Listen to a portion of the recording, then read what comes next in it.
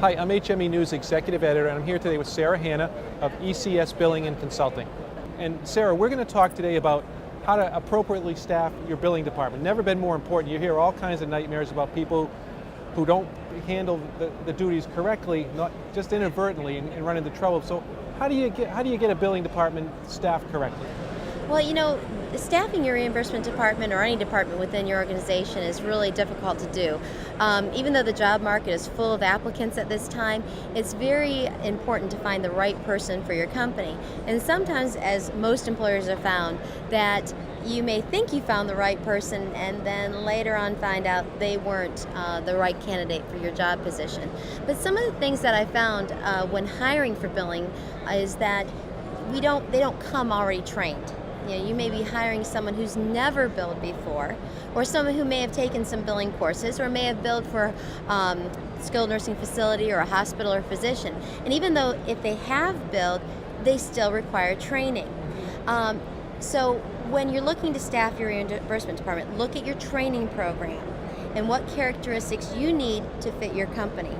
Some of the characteristics that I find when we hire for looking at front-end biller versus a collector. The front-end billers are more detail-oriented, task-oriented, dots their I's, crosses their T's, making sure every field is completed correctly, because we want to look at that front-end claim submission.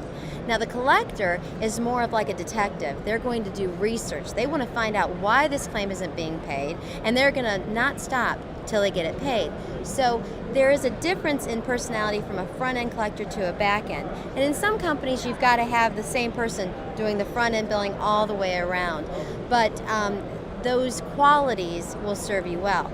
Once you find someone who's detail-oriented, can follow direction, can follow goals. You set goals for them, and then they want to attain it. They're an achiever.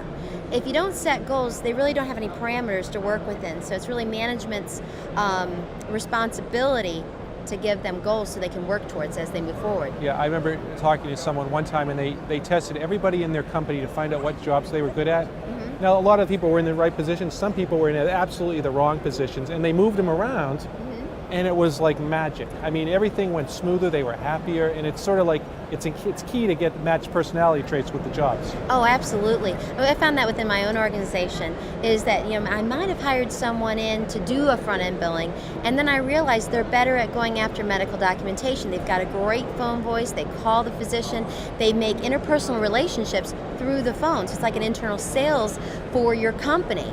And that person may fit that category, but not the other. So you may find that, well, maybe Sally doesn't work good here, and you might move her over into this and she may excel, and that's where you need to have that person. Do you recommend that companies give their potential hires personality tests? I know there are tests out there to test for these characteristics. I mean, because just talking to someone, sometimes it's hard to discern if they would actually be what you think they might be. Right. And I've seen a lot of success with companies who do give the testing. They can determine whether they fit that specific position as well. I think there's the one where you're either colored a blue or an orange or a yellow, and they found that when they've matched up those personality traits, they do have a higher success and higher retention rate in that as well. So it's a good option for you to employ when you're looking at interviewing your potential applicants. I guess if you were looking for experienced employees, is a formal education necessary, or just past experience? I mean, does it matter?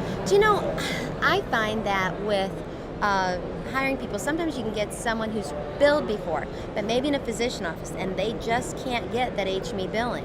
And then I found people who have never billed in it at all, ever. And you train them from the ground up, and they've got the common sense, the ability to assimilate the scenarios and to make it all come together. And they're the most phenomenal billers. So, in that respect, sometimes you're not sure. Do I hire someone who's got some experience, or do I go with the person that doesn't? But one cautionary comment I'd like to make is that even though they have billing experience, is that you give them the training. Just don't say, oh, they've billed before, I'm just going to let them set loose. Here's your computer, here's the claims that need to go out, go to it. You need to give them the training, your corporate philosophy, how you want it to go, and that will give them more tools for success. Because even the ones who have done the billing before can hit some failure rates if they aren't trained properly. That's right. Well, that's interesting. Well, I appreciate it. Okay, Thank you very thanks a much. lot. Yeah. Well, thank you very much, Mike. Yeah, good.